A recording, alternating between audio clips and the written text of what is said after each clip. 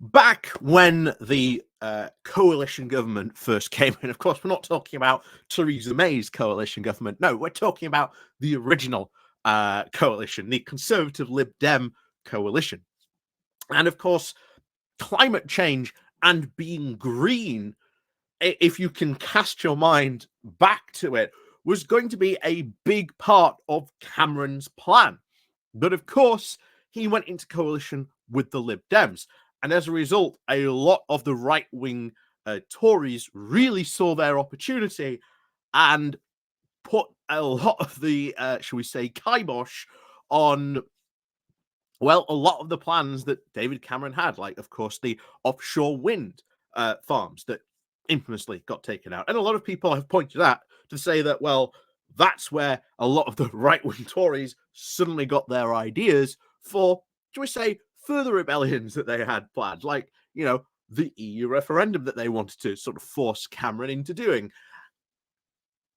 So the rest, as they say, is history. But before we got the independent climate review that would be created from this, there were two other separate bodies. Now, they weren't independent as the climate one would be. And at the time, Cameron caught a lot of flack for folding these two essentially committees into an independent one. Stuff can be debated whether or not, that was a good or a bad thing. But I think we have to look at what we ended up getting. That the Climate Change Committee was an independent body where the chair position was not a politically appointed one, that it would be an independent one, that was a job you could apply for. Like, you could legitimately apply to be the chair of the climate committee, and that was a massively important job. And through that time, since then, they have done a lot of very good work, releasing a lot of documents, dossiers, white papers, saying this is what we need to do, this is what we need to be more sort of looking at. Hey, government, you're doing this, here's our advice on this, you want to come to us, we have experts on the panel, you can ask, etc. Overall, even though there was a lot of hoo-ha about Cameron closing those committees, the Climate Change Committee has overall proven to be actually pretty good. But the big problem now that we are facing is it looks like coming into a general election where climate change almost certainly, I think, in some way, shape, or form, will become probably heavily featuring, quite possibly, on the agenda of a general election, especially when under the past couple of years you have had severe flooding. Even just recently, the past couple of weeks, you've had very severe flooding in the Midlands. And a lot of people said this is down to climate change. So all of a sudden, in certainly some constituencies, climate change is going to be very, very big on the menu. And when Rishi Sunak wants to avoid that, or even certain, shall we say, Conservative want to, shall we say, avoid this, it's highly convenient that, of course, the current chair, of course, has resigned because, well, he's retiring. And so far, Sunak has avoided appointing a new chair to this climate committee. So we're going to go into what an insider has had to say this, and then we're going to talk what two other NGOs have had to say about this, what they think about the climate committee, and of course what's going on here, because I think it's kind of important to have a look at what they said about this. But it also just goes to show you that this independent climate committee has actually been doing a very good job over the past couple of years. So before we do get into that, please do remember to click on the like, share, and subscribe button. And of course, down below, there are links to my Patreon page and a one-off link called Buy Me Coffee, where you can, well, buy me coffee. There is, of course, the Pony Club down below as well that you can join. And of course, there is the YouTube thank you button as well. So let's go first to what the civil servants are saying about this. So this is what someone in Whitehall has said about this application, because this has been an open application that people have understood been going for and applying for and even having interviews for since last summer. So bear in mind, this recruitment process has been an ongoing one. And it looks like not even that, but they have been purposefully delaying interviewing process, trying to slow it down as much as they can. And even though at this point, even though there are applicants there who have applied from former environmental agency heads to including a current Tory minister who have applied for the roles, they're not being appointed, which again just goes to show you how much Sunak is trying to avoid scrutiny. So what have they had to say on this, and especially about this application process? Well, this is what they had to say. They said, no one seems to know what's going on, which for this government probably does seem to sum up quite a lot of situations. But anyway, we'll continue. There could be a number of reasons. Either Sunak does not want anyone in the job because he wants to avoid being criticized in the run-up to a general election, or there is a blockage, a disagreement at the high levels who it should be. Whatever it is scandalous that the job has not been filled when the climate change is currently meant to be the most urgent question facing humanity. So currently, this very, very important committee doesn't have anyone on it. That there is no chair, meaning that these cannot be announced. That there's no work this committee can do, especially where you look at Rosebank at the moment, the Rosebank oil fields, where Sunak is expanding oil production, not really compatible with the UK's climate objectives.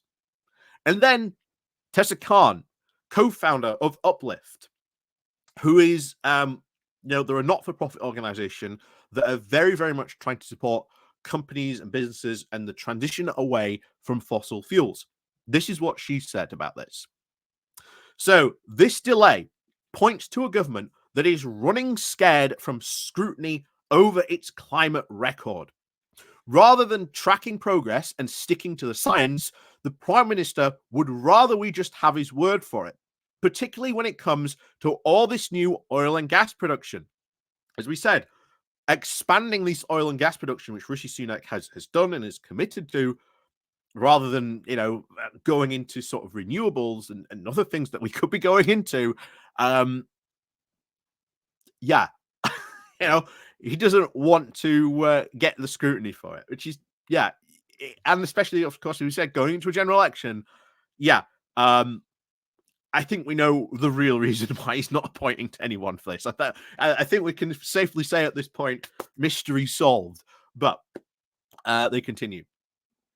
So they say, for example, that development of the Rosebank oil field is completely incompatible with the UK's climate targets. Yet, the government has noted that it has thought through its plans to hand out even more drilling licenses. Meanwhile, homes are now flooded across the countries, energy bills are now unaffordable for millions, and the UK is losing out on a massive opportunity to try and shift to cheap and clean energy.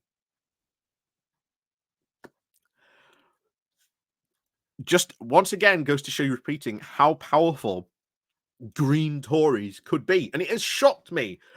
I've said this before. It has shocked me that Green Tories have sort of proved that they could sort of be a powerful lobby group in the Tory party if they chose to go in that direction and agitate against, the net zero scrutiny group and fight back against them. But they've never, ever coalesced into one single body. The closest I think they ever came was when it was the leadership contest between Sunak and Liz Truss, where both had sort of abandoned their climate commitments, and the group sort of came together and sort of said,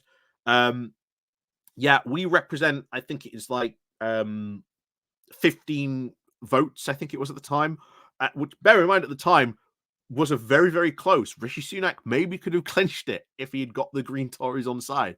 Who knows?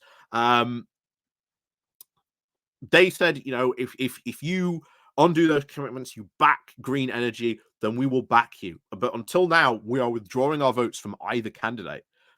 That was the most powerful point they'd ever put forward, that they might maybe be some sort of, political lobby group. And I've said it before that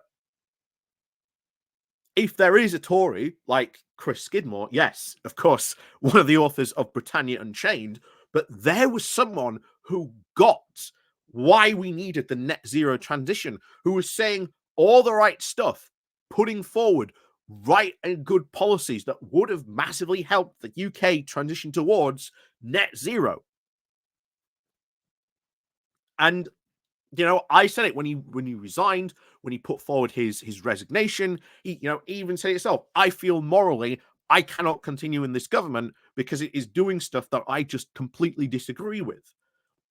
And I did say that now, did deserve a round of applause for doing that. And I've said before, even when a politician does something good, I think even if it's a Tory that does something good or advocates for doing something good, I think we should go, yes, good on you for doing that, because that sends messages to politicians, even to, again, parties currently in power you don't agree with, that, I'm getting good press and PR for that. That's having a good, outcome. And you can get politicians to move on this.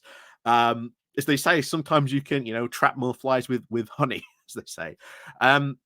So, of course, it's not going to make me, suddenly become a Tory voter just because there are Green Tories. But I think if the Tories are in power, as we've had for the past couple of years, they are the party in power. If you want to get green ideas, green initiatives, well, they're the sort of people you've got to approach. They're the ones you've got to sort of convince. And yes, of course, you can go to Labour and say, hey, we need to do this, this, and this as well. Again, also what you should be doing as well. But if you want to make a change, yeah, you've got to go to the people in power. And even though we have seen groups continuously go and go and go to say, hey, Tories, you need to do this, you need to do this, you need to do this. This is sort of why the Climate Change Committee and the independence of it, I think, has proven to be very, very good and beneficial, and providing lots of good sort of information and even scrutiny and criticizing the government when it has not lived up to its own climate change commitments and done these types of things. So, yeah, I do think the Climate Change Committee not being appointed by Sunak, probably very bad. Certainly something that, again, Labour should be putting pressure on Rishi Sunak to do. And again, write to your MP. Even if they are a Tory MP, write to them and say, hey, you need to sort out, getting this climate change chair committee person in place, because they're clearly not. It's a good committee. It's done a lot of work over the past couple of years. You are deliberately blocking it because, well, it seems you don't want scrutiny of your climate change commitments during an election year. And you should call them out on it. Don't be afraid to sort of write or send that letter. So unfortunately, at the moment, it does seem that this committee has now become maybe somewhat of a political football.